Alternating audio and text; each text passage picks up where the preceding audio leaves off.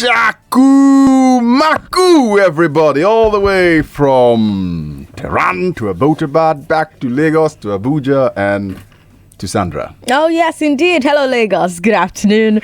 I'm Sandra Ezekwesili, and these are your hard facts. And I'm Aghogho Oboh. And first and foremost, we're going to run through all we're going to be talking about during the Big Three, where we look at the big stories, grabbing the headlines online and offline. Three stories that have big significance for everyone. Tax 5% on every online purchase. Yes. Some people are mulling over that one. I saw that headline and my chest just bing, bing, bing, bing. Because I don't remember the last time I stepped into a regular shop to buy anything. All of my shopping is online, and now you're telling me I'm going to have to pay an extra 5%. So we're going to get into that story. Yeah, we're going to get into that one. Some people still have the fear of stepping into the bank because of the story. You get into the bank the first time. The next time you get into the bank. No, the story was the guy got into the bank the first time, opened the account, and then closed the account because of fear of the way the cashiers were staring at him sternly. Afterwards, hilarious that story did not go where I expected it to go.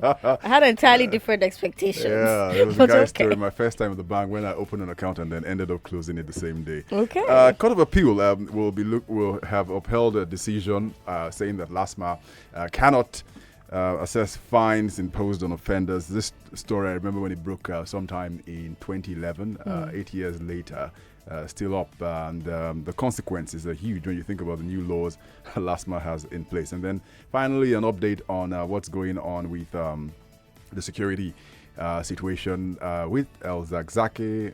There's a lot of argument whether he given bail or not. I read a piece about Ezekwesili.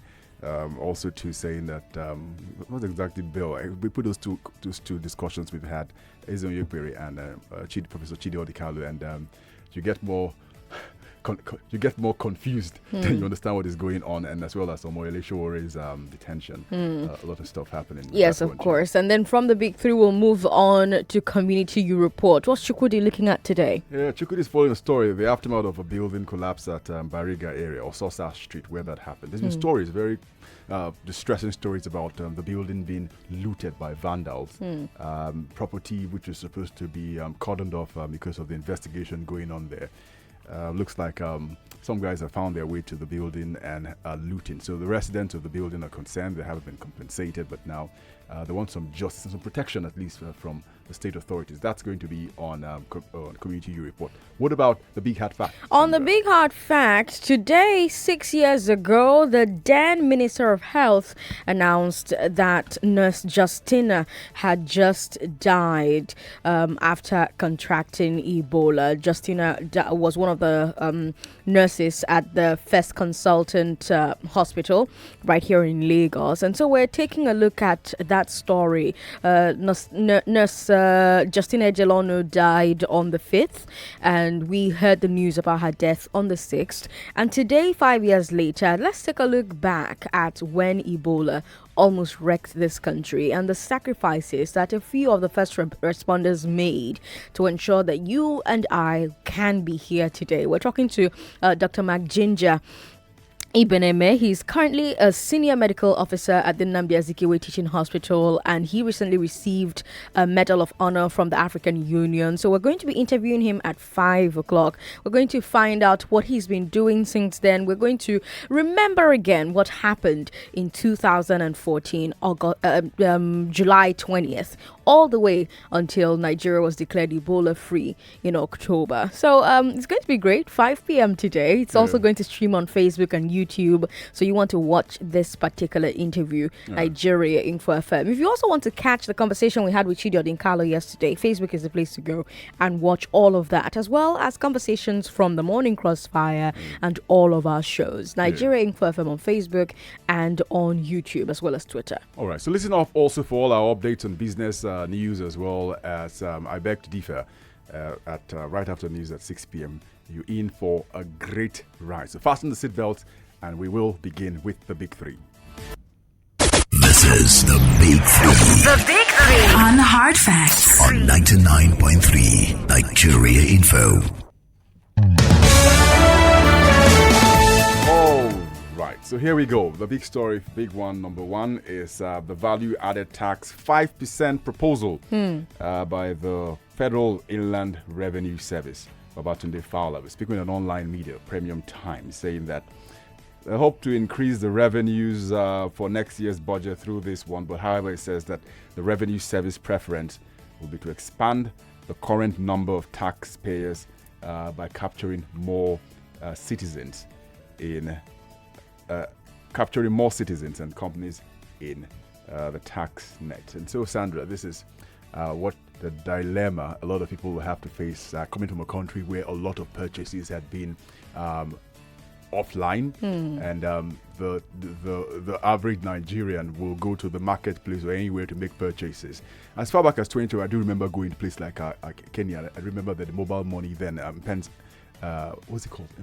M-Pesa? M-Pesa, yeah. M-Pesa was just coming out then, and it was such a big thing. I mean, guys were just polishing their shoes on the streets of Nairobi. Yeah, you can pay with M-Pesa. Then. And this was Nigeria still back then. You can buy Danfo, the equivalent of Danfo, and pay with M-Pesa, mobile money. Everybody was M-Pesa, whether you're literate or illiterate. And I thought it was such a great thing. And many years later, down the line, we still haven't embraced the mobile money as a country, how much more even the online purchases. So to imagine that people are going to part with 5%, they're considering this, hasn't yet been approved. But if it does happen, there will be a lot of concern and reactions. If you're on Twitter right now, 5% is currently the number one trending topic on Nigerian Twitter. You know, ever since you and I started Hard Facts, Aghogho, we've been talking about the fiscal crisis that federal and state governments are facing. It's a really big problem. By some measurements, the federal government is spending about 70% of its total revenue on debt payments and servicing. So only 30% of revenues can be used for governance. And over half of that goes to recurrent expenditure. So basically, government has only about 10 to 15% of its revenue for capital spending. Now, basically, government needs to bring down recurrent expenditure, but also government needs to increase its revenues. So we don't keep borrowing to fund our budgets. But if we're talking about increasing government revenues, we're talking about taxation. And economists will tell you that the current taxation is not enough. Current tax revenues come to less than 6% of GDP. That puts the Nigerian government at the 12th lowest in the world in terms of tax revenue as a percentage of GDP, and the 5th lowest in Africa. So yeah, only 4 other African countries have a less efficient tax net than we do. And the economic policy experts all agree that this is a bad situation. We are at 6%, while the average worldwide is about 20%. So we have to more than triple our tax collection just to be average. And we're not even talking about getting to the level of countries like Algeria that are number one in the world with 64% or the 64% of their GDP being taxed, or the average OECD countries, they have 34% of their GDP coming from the taxes. Yeah. So you talk to experts and they all agree that we have to increase our tax collection. But the question then becomes, how? There are a number of questions we're going to pose to you on this one. How much online shopping do you do for business, work, and home? Do you think that 5% is fair, too high, or not big enough? And do you think it's the best way for the government to raise tax revenues? If not, what would you prefer? Oh, my God. Some of the points Sandra raised in, I think. The first time I did hear of this, the first thing that went to my mind is exactly the implications. My chest. Because cause and consequences is something you learn Newton's law of motion. Actions and consequences are equal and opposite. So, the first thing I said was what will happen was people were already skeptical about online purchases. Whether you were old or young, people just sort of view with trepidation because of stories and sometimes exaggerated about what happens with online transactions that have failed. When you do many times, I mean, the banks are riddled with stories about people who did do online transactions, and then they had their money taken from their account and have to wait for several months, sometimes creating scenes in the banking hall saying, "Give me my money." After 2, 3, 4 months of talking to customer care that says, wait for 5 days before we can get that to happen. So the first impact, like a number of financial analysts have suggested, is that you will see a declined use of cards. People will stop using their cards and rather go offline to make those purchases. And the original goal for us to do online transactions hasn't yet been met. That's the sad reality, which is the point we did raise. But so here's the thing: the government wants to increase taxes, and they have three options. A is to increase current tax rates. B is to create new taxes, or C, improve the collection of current taxes and catch those who have been escaping the tax net. This 5% tax, it's a little bit of A and B. But the experts that I've spoken to before we started the show are split on this. Some of them are saying before increasing tax rates or creating new taxes, why not do a better job collecting the current taxes on the books? So, for example, with corporate income tax and personal income tax, there's still a lot of non-compliance. Last month, Oxfam presented a report to FIRS, and according to that report, 30% of Nigerian companies evade tax. Also, Nigeria loses 580 billion naira a year in tax waivers. That's when the government tells the company that it doesn't need to pay a particular tax for some special reason. So it's usually given to promote businesses or business in a particular sector. But a lot of experts think that as a country, we give too many waivers, and it's affecting our revenue. Over 500 billion lost every year. So when people hear about these leakages, it becomes difficult to sell them on the idea that the only way for FIRS to generate revenue for government is to tax the transactions that you and I are doing online. There's also the argument that this online tax is going to affect small businesses and their their customers. SMEs are already struggling as it is, and these people cannot really afford for the goods that they're selling to us to now be 5% more expensive, so it's quite the cycle, and it's going to be interesting to see how all of this plays out. But let's bring this conversation over to you, Aghogho. You had questions that you shared earlier on. Yeah, so what we'll do is I'm going to read all the questions. We'll take a quick break. When we come back, I'll allow some calls and move on to the second story. So here are the questions you weren't listening before. One, how much online shopping did you do for business, work, and your home? You think 5% is fair? Is it too high, or is it not high enough? And then, do you think this is the best way for the government to raise tax revenues? If not, what would you prefer? So let's take a quick break on the Big Three. I'm Aghogho Oboh with Sandra Ezekwesili. More news and information coming up. We'll be back in a moment.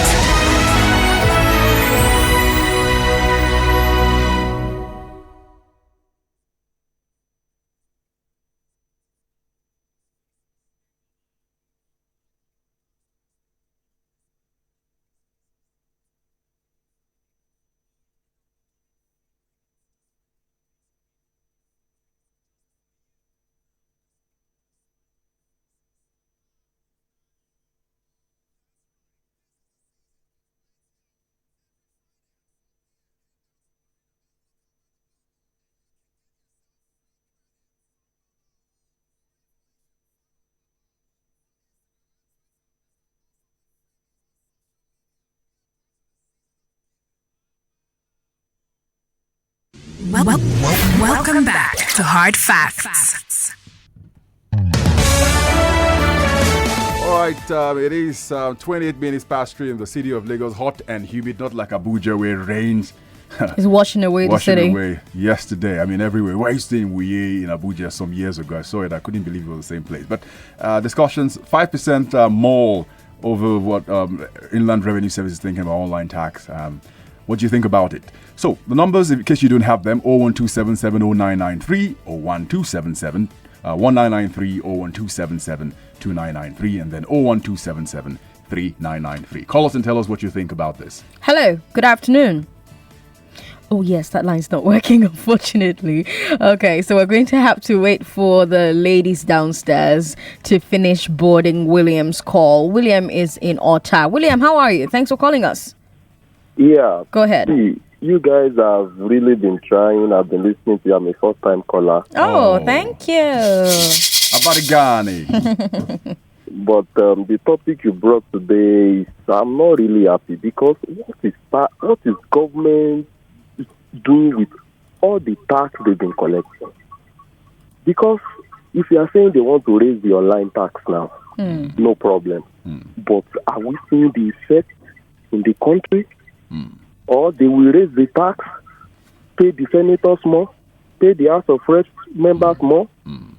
It's so sad. I do a lot of online trading, online transactions, but now with this 5%, count me out. I'm backing out. Oh Have my a nice God. day. William, thank you for calling us. Now, how many Nigerians are like William? Right. A lot of the transactions in Nigeria, Nigeria is not doing enough online transactions to make a difference, but every little bit counts, right? Well, it might just be the eternal pessimist. In 2016, we had such furore over plans to raise data tax, and it never happened at the end, 9%. So you don't think it's going to happen? Well, let's see. If we make so much noise to make them confused about what to do, then it could just happen like the data. Then maybe not. We've got Peter in Ikorodu. Peter, how are you? Good afternoon. Good afternoon, Sandra. Welcome. Good afternoon, Peter. I fully support the federal government. They can even tax Sandra's this makeup bag. What's your problem? Controversial, Peter, eh? But the problem is that the one they collected, what have they done with it? Federal government should tell us cover to cover how they spend the money accrued to them. They cannot just be collecting. Everywhere is in shambles. No, not everything. The Nigeria is not working. They should explain to us. We are ready to pay. We provide our water. We provide our electricity. We provide everything. The roads are not movable. So what are we talking about? So the fact remains that they are free to increase, but the one they collected, let them show us. Let them publish it. How the money was spent, cover to cover, who gets what, and what they have done with it. Okay. All right, Peter. Thank you for sharing that opinion with us. On Facebook, we're streaming at Nigeria Info FM, and we have so many comments. Ayodele Adebayo says, with such an out, I'm going back to the old way of transactions. Why is it that anything and any rate, they just want to milk the people? I don't trust this government at all. Well, this 5% tax has not started yet. They're saying they're considering it. It may take effect from 2020. So maybe wait until 2020 to go back to your normal way. Anonymous is in Ikorodu, says that she has no issue with the 5% tax. Talk to us, Anonymous. Hello? Yes, go ahead. Good afternoon. Good afternoon. Okay, like I said earlier, I do not have a problem with the 5% on online transactions if it's going to help our GDP. But what I do have a problem is with the way FIRS collects taxes. Okay. Actually, I was working in a company where, of course, I won't mention the name of the company. Of course. They were owing a tax of over 400 million. And they always manage to pay this every year. They wouldn't pay. Whenever FIRS comes to collect the money, the trend will go up. You pretend like they weren't making sales, and it wasn't so. And I felt if FIRS are already actually doing their job, they would definitely know how to get their money. I think they're not doing a good job. So you're saying that they're not even collecting the taxes they're supposed to be collecting well enough now, and you're looking for more places to add tax, huh? Thank you. All right, Anonymous, thanks for calling us. The last call we'll take is Oluwiwa in Aja, who wants to know what the past tax has been used for as well. If you ask me, Hello. Oluwiwa, if you ask me, who I go ask? I like that song. And I wish you can play one song also that say, which way Nigeria? To me, when I was in university's 200 level, we were taught about Nigerian resources. The lecturer mentioned one stone, glass stone. That glass stone can feed the whole of Africa. So why do we have government that are always thinking about tax? Where were the industry in the 80s, even in Lagos State here? Where is industry? Where is factory? There was a particular street in Oregon, they call it industrial estate. Now in church estate. What is my point? My point is this. The industrial estate in Oregon is still there, my Augusta. But they have changed the name to anyway, we understand one another. Go ahead. So I just want to make a point that if government wants to increase the taxes, let them tax the religion people also. Because in my own denomination, we are more than 2,000 there, and none of us will pay money.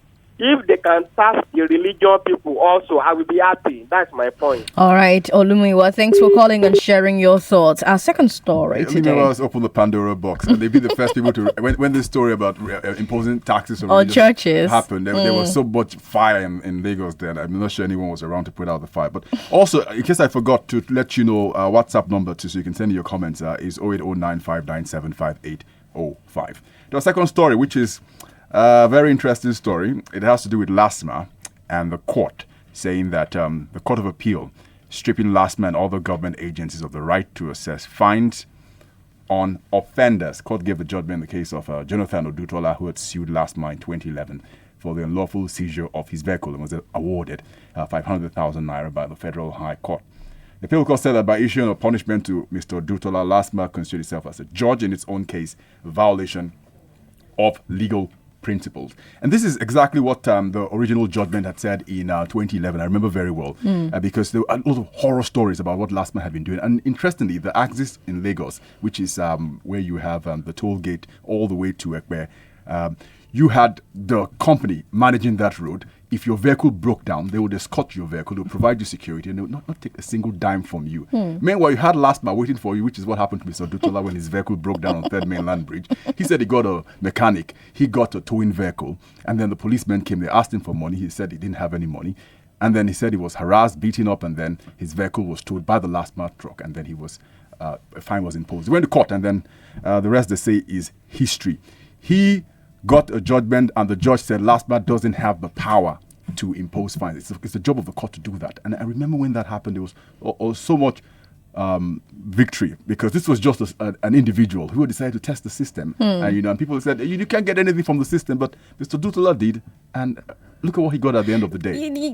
This is a very important case, and it's a very important judgment, Aghogho, because if LASMA doesn't appeal this judgment, or if they appeal and the Supreme Court upholds it, it means that the way government agencies issue and collect fines will need to change, because the court has essentially said that according to the law, no government agency, meaning the executive, can find any person liable for an offense and assess them a fine without a trial involving the judiciary. Now, I've heard some people already saying that this judgment is going too far. After all, they say, in places like America and the UK, the police can give you a speeding ticket, you need to pay. But that's not actually accurate.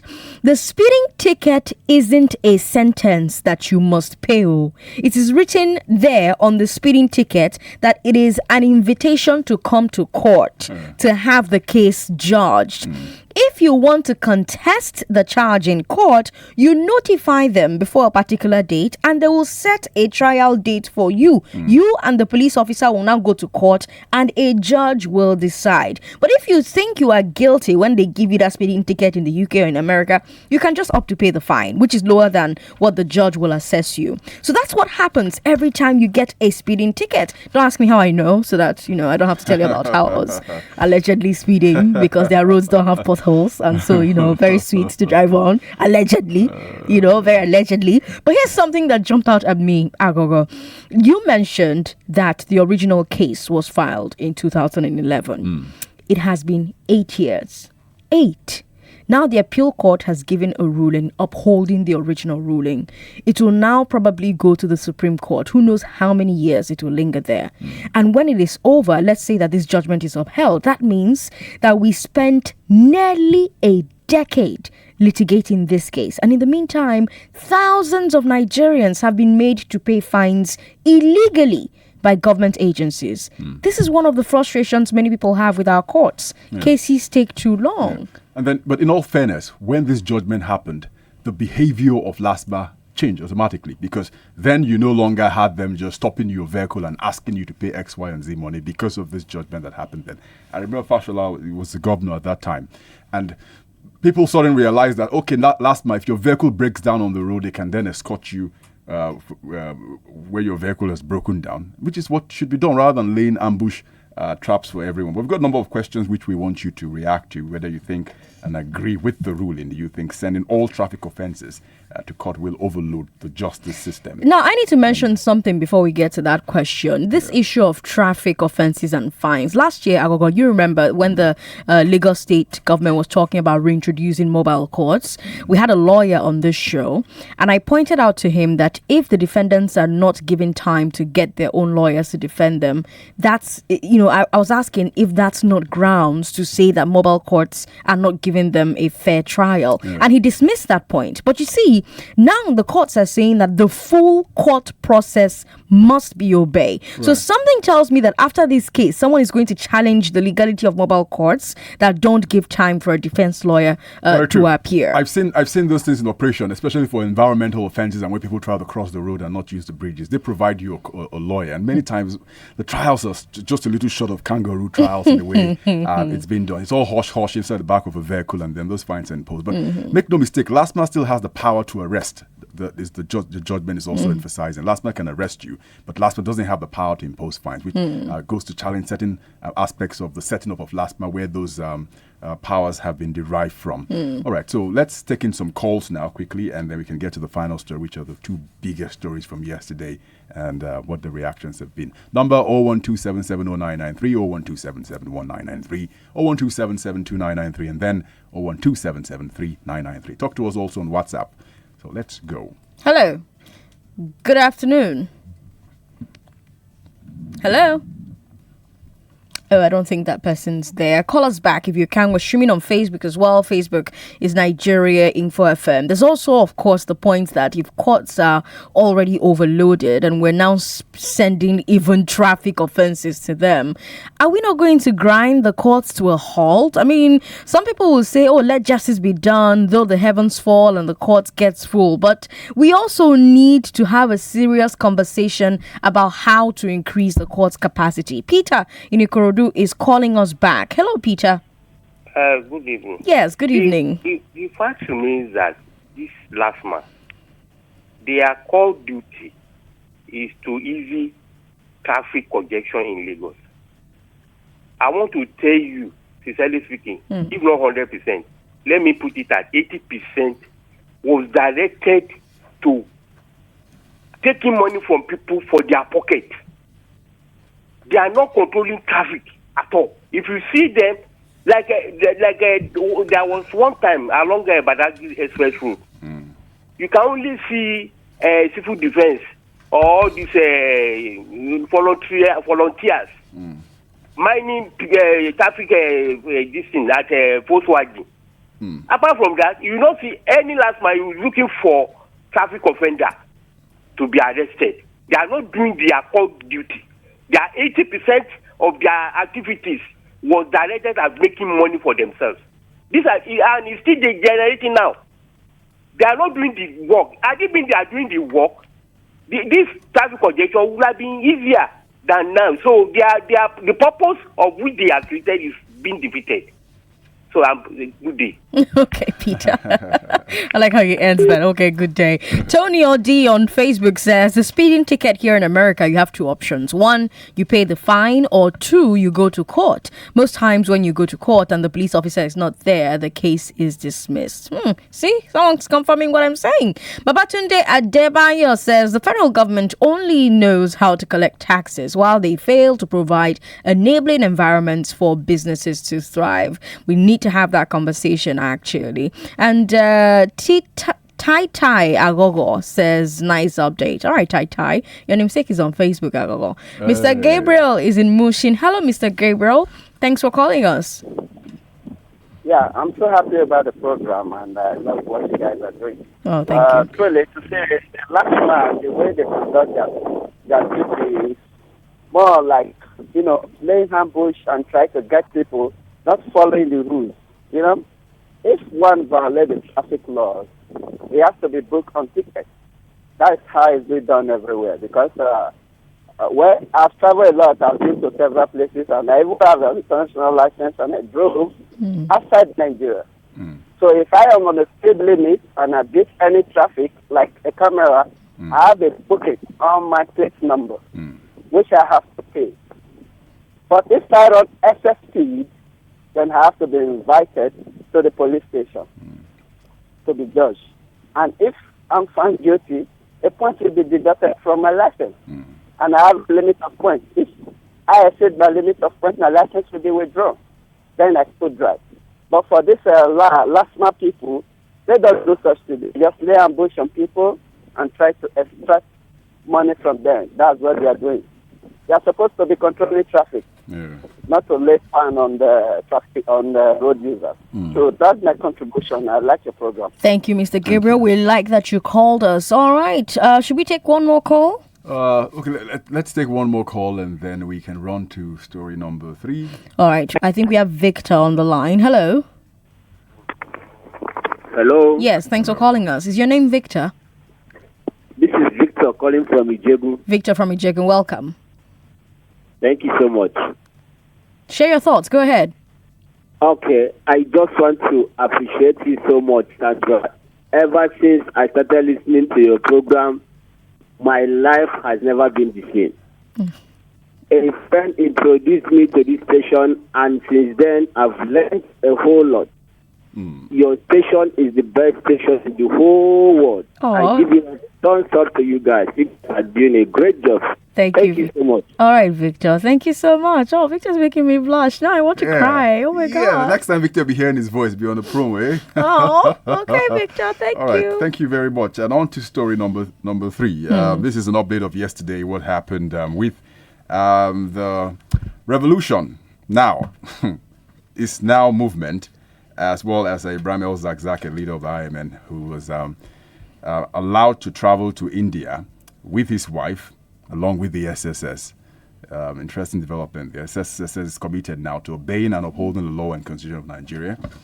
As well as the update on the revolution is now protest did not hold today. They're going to go to the Gani Fawemi Park, but then this new venue reportedly has security agencies everywhere, and the protesters appear to have aborted this one. Another story related to this is Dan Halilu, a former political editor with the Daily Trust, says he was arrested by the DSS for posting on his Facebook page that he supported the revolution is now protest. Halilu was allegedly whisked away from his home in the early hours of this morning. And those of you asking about Omoyole Sowore, whether he's okay, his Take It Back movement and all of the things associated with him say that he's fine.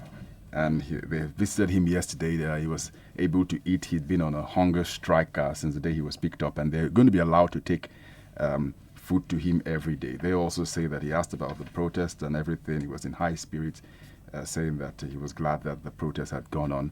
And the federal government has finally responded. I read Garba Shewu's tweet. Garba Shewu, I don't know what statement Garba Shewu put, but more like a taunt. Garba Shewu saying that the freedom fighter was quick to ask about movement. No, that's not the part I was looking for. Okay, so this is what Garba Shewu says. It says that today, millions of Nigerians went about their businesses, worked as yesterday, seeking employment, attending school, college, and caring for the families. By doing so, the families defended our country's hard-won democratic rights by ignoring calls on social media to join a phantom coup. What they call this a phantom revolution, rather. I saw that. Phantom revolution. Well, I'm going to start with El-Zakzaky. I saw the comments from the DSS, and it was a bit peculiar. I don't think I've ever seen a press statement from a security agency after a bail order to assure the public that they will release the bailed person. I mean, normally they get the order and just release the person, no be so? But this statement, he may come across to a lot of people as unnecessary. Just release them. It's okay. We've dwelt on this too much. Release them. And then if the DSS and other security agencies are now blocking access to the protest site here in Lagos, we have to ask the question, are they saying that the protest is illegal? And if so, on what grounds? We have had all the lawyers tell us that protesting is legal and protected by the Constitution and upheld by a Supreme Court judgment. We have had experts come on hard facts and tell us that the only grounds for the security agencies to break up an ongoing protest is if the protest gets violent or if protesters are engaging in some other illegal activity.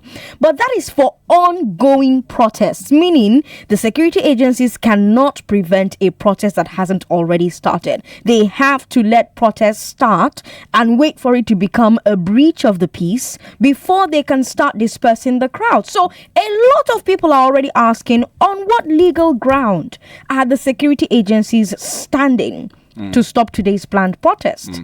And finally, just before I open the lines, some update.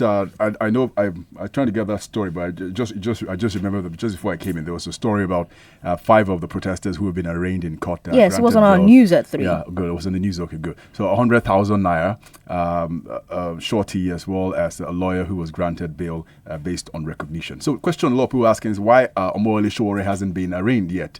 Femi Falana of Senior of Nigeria put that question out earlier on. Say if you've arraigned five of them at the magistrate court, what stopped them also from arraigning Omoyele Showore also, so that they could have had some understanding why he's still being held in the custody of DSS. Meanwhile, the people who he said to have instigated for the protest have already been arraigned in court. All right, so let's hear you. We've got. I think we've got like 10 minutes to go, a little less than that, but we can take in some calls. I see the lines blazing. Okay, so we've got, I think, David. Hello, David. Hello. Thanks for calling us. Okay, good afternoon. Turn your radio off. Good afternoon. Okay, my name is Father Green. Okay. I just want to say this because after the court declaration yesterday, so the federal government, they rush into through the DSS saying if they should let go Zakzaki. Well, once courts make a pronunciation, their judgment, so you don't have to say no. You don't have anything to say. It's just for you to obey court orders because the court is the last hope to the ordinary man on the street.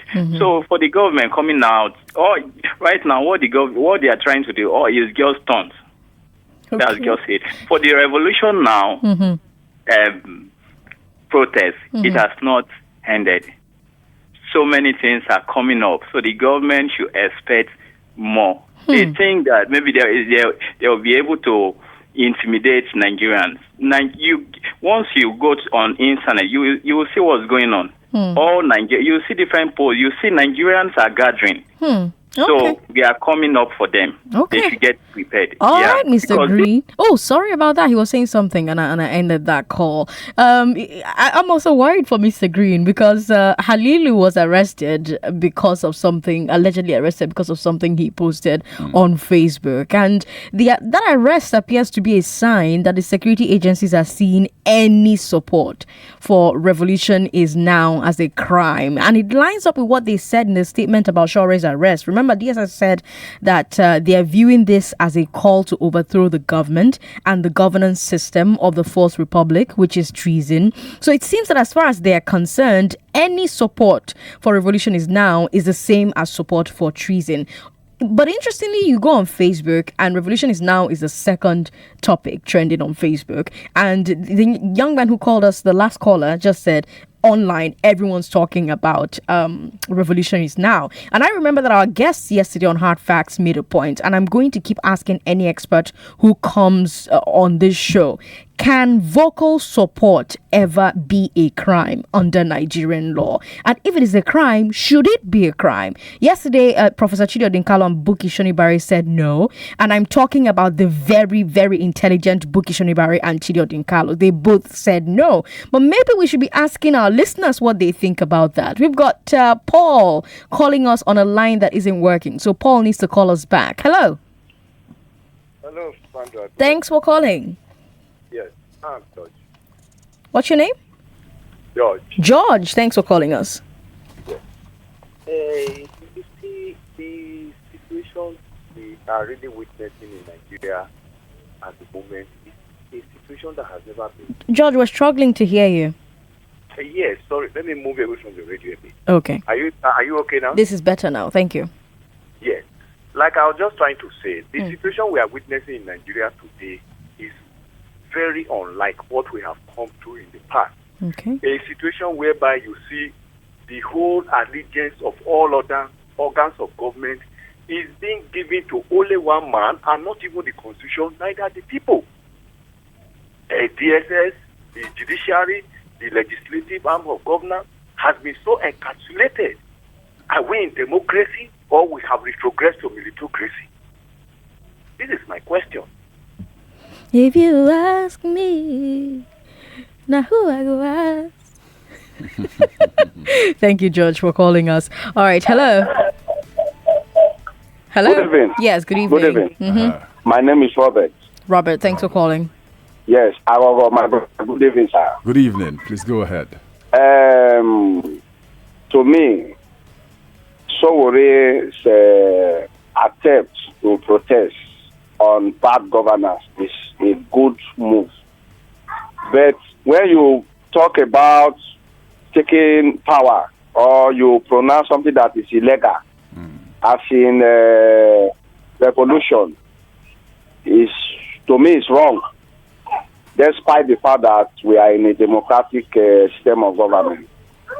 If you protest, okay, after all, Buhari and Bakari, they did it the other time, but they never pronounced a bad word. No, actually, they said revolution, and Tinubu has called for a revolution as well. We have newspaper prints of these men calling for revolutions at different times in Nigeria's history.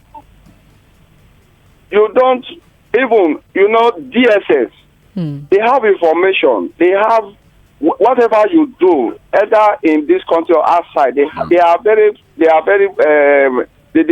access to information. So this Sowore move, to me, is not Nigeria for now is boiling. You understand? It is not time for such protests. Okay. And we all urge Nigeria. No government is perfect. We should pray for this government to succeed. All right. So that Nigeria can move forward. That is my prayer. Okay, Robert. This is not the time to carry arm or violence to bring Nigeria down. Let's pray. Okay, so that Robert. we that's my contribution. Thanks for calling. Let's pray. Aghogho always says our solutions are man-made because our problems are man-made. Yeah. Hello to you. Hello. Thanks for calling. Hi, good afternoon. Good afternoon. What's your name? My name is Mommy Goodluck. Mommy Goodluck, welcome. Thank you. There's a reason why I called, please, now. Hello? The reason you called is? Yeah, there's a reason of calling, please. Just give me a chance. Okay. I don't think this is the right number to call. Hello? Hello, good evening. Yes, good evening to you. What's your name? Yeah, this is Mr. Nigeria. Okay, good to have you on the show. The brother to Nigeria Info. Nice one. Well, anyway, the move of Sowore, to me, as a presidential candidate, you're supposed to know your level as a first-class citizen. Let me put it like that. Okay. You can't just come up with such move and say you want to be a revolutionist to make sure you bring down the government. No, it's more. How can you just contested the last election? Let's take for example like this Hillary Clinton in America will be calling for a revolution. You say you love this country. How do you preach your love to people? We have for a while, just take for example for last week or this week, last week, there was killing. Somebody took gun to public place and killed almost 30 people or more. That's not harassment. If it happens in Nigeria, harassment. Any crime that happens is harassment. All those are political talks. Are they? Yeah, it's not. Why is it that our only herdsmen that are committing crimes here? No. For him to just come up and say he wants a revolution. No, that's not the best way. We have problems in Nigeria. Power problem, health problem, education problem, different ones. Just come up. Okay, Buhari came, he said he's fighting corruption. How many times has he led protests against corruption?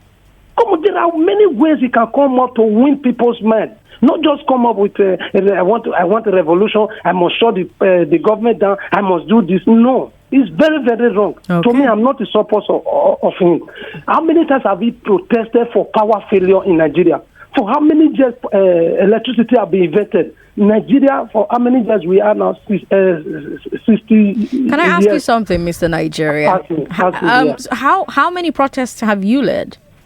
I have heard many in my street. Okay, we're out of time, unfortunately. Well, thank you so much for calling and sharing your thoughts. On the other side of 4 o'clock, let's talk about an issue within your community. It's 4 o'clock.